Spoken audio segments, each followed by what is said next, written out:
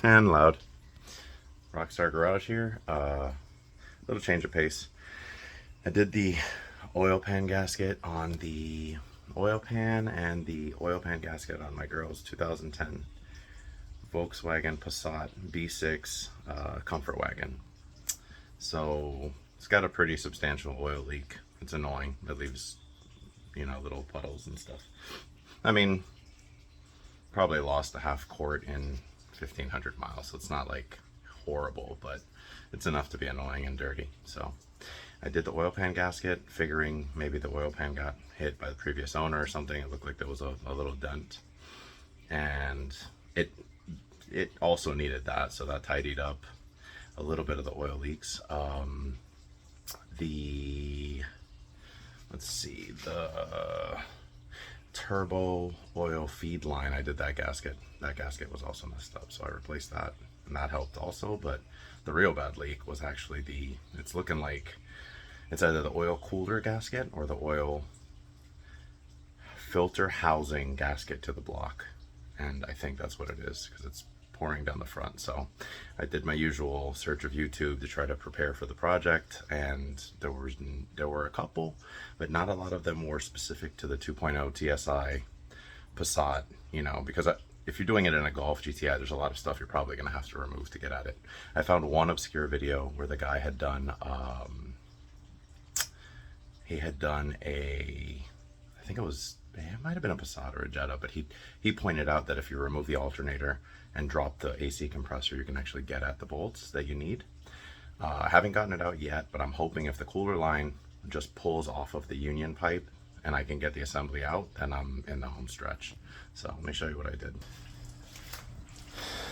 I'm currently, rather than make a big mess everywhere, I'd rather drain the coolant, recover the coolant, because that's still obviously good coolant. So I'll funnel that back into a container.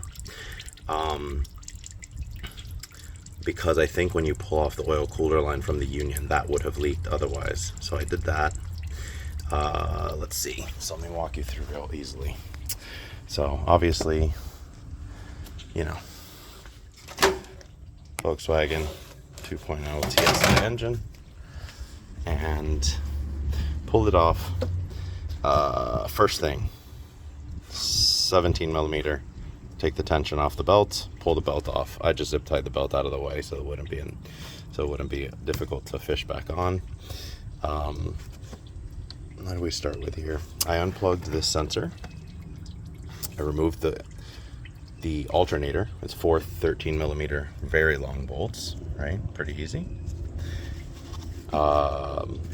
AC compressor, there are actually 3 really long bolts, 2 that are obvious, top and bottom, and then 1 off to the back, which you can get from the bottom. So I ended up jacking the car up, taking off the skid plate, or the splash guard. I took that off first to access it, and I mean, when you look up from the bottom, it's accessible as heck. And you can also see a ton of where the oil is leaking down, so kind of made it more obvious that it's not actually the lower timing cover, it's not the oil pan gasket, it's literally just this filter housing gasket. It's kind of hard to point it out, but I mean, you can literally see the oil just pooled down there and running down the front here. It was running off the back, off the compressor and everything. So okay, so alternator, AC compressor. AC compressor is just loose, dropped out of the way. Once you do that, you can access the 5 bolts you need to get to the filter housing to the filter housing. So I've done, I guess I did them all. I just haven't broken it free yet because I want to kind of just double check what I'm doing. I need to wrap some, so you got the exposed wire from the heat, so I'm going to do a little test of tape on that. So assuming it pulls out, this is actually a very straightforward and easy job considering how annoying it is to remove the intake manifold. And in addition to that, even if you removed the intake manifold, I think you would have to do the alternator rather. I think you would, because that's over, alternator and compressor are over the bolts that hold the housing on for this particular engine. And that's the other problem too. You search on the internet, you'll find a million different suggestions in this engine and that engine. There's so many variations of this engine and in so many different platforms that you never know. Like this one is, look at this is roomy. I literally was thinking about installing a foosball table here. There's so much space. Anyway, So yeah, you know, little stuff. This is out of the way. I loosened that. Alternator, compressor, down. Okay, now, lowest bolt is a tiny one. A medium-sized one is the next one up. Those two you get from the bottom. And then these three. One's up here. Right there. Is it right there? Right back here. See where my glove is touching? I'm sure you can't, but you get the idea. Come on, baby. No focus for us. All right, so one back there. One there, one there. These three you get from the top. Those are the long ones. And then there are two from the bottom, and that's those two. The lowest one to the bottom right is this one, or to the bottom, yeah, whatever. The lowest one is the smallest one.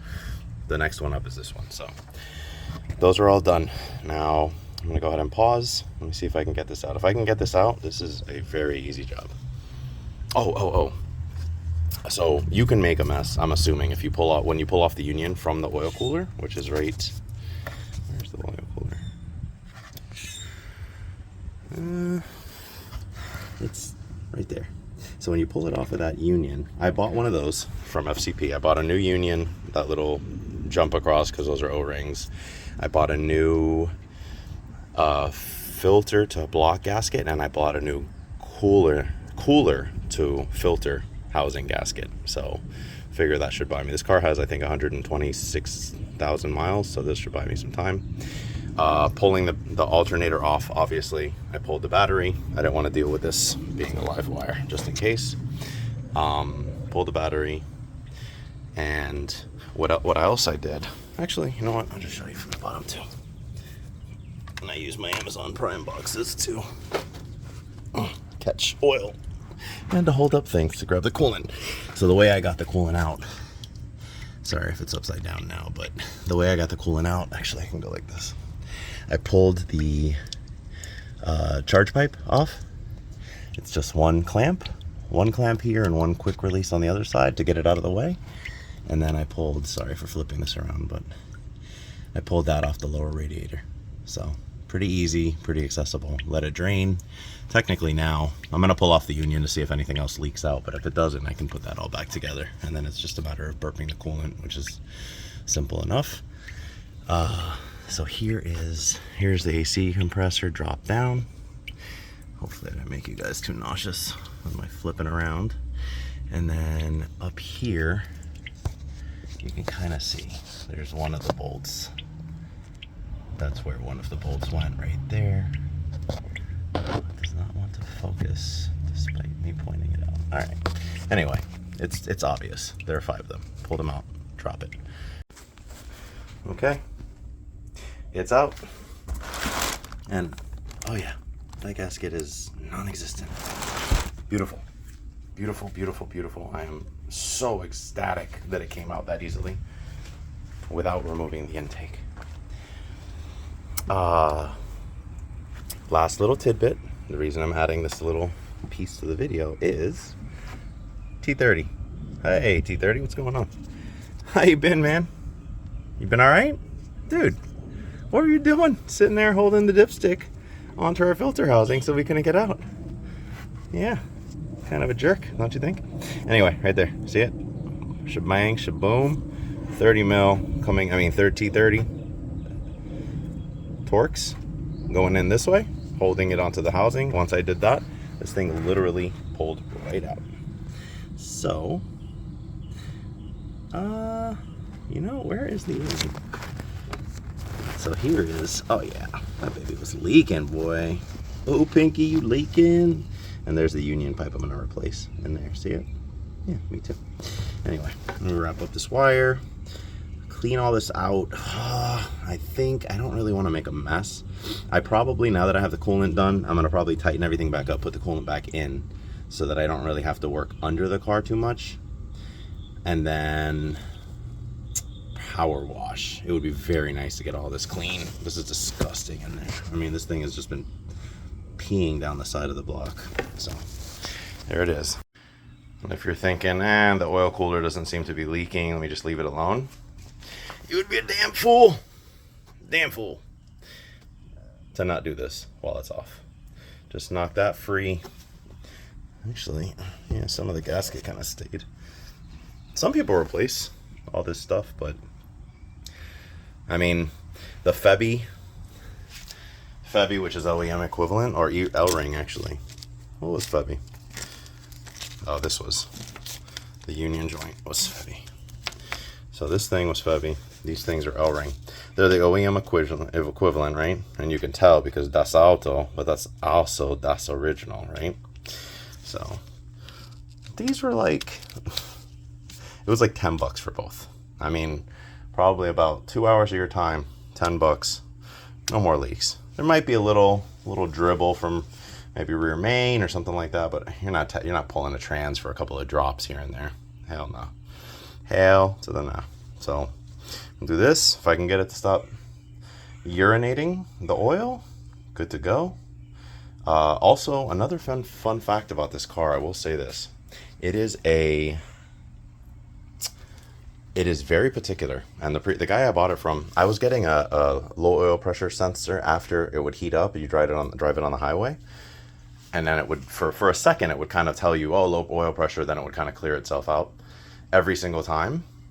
And I did an oil change with FCP Euro, the correct liquid moly, correct viscosity and everything, 540, and cleared up. Never came back. Perfect for like 1,500 miles, right? So when I did the oil pan, I was like, it's a little counterintuitive to put used oil back in. Let me just go get some. So I went to Costco and I got, I think it was 530 Costco synthetic, whatever. After all that time, I'm talking months and 1,500 to 2,000 miles, all of a sudden it gave the low oil thing again for a second. And it was only after it would heat up. So I knew it wasn't actually an oil pressure issue. And I knew, well, not an oil, I guess it kind of was, but it's not I knew it was not a oil, like a low oil issue. I knew it wasn't a pump issue. I literally looked right at the screen. It's completely clean when I pulled the pan. So I knew it was actually the oil. It's the viscosity. They're very picky. So this stuff cleared it right up.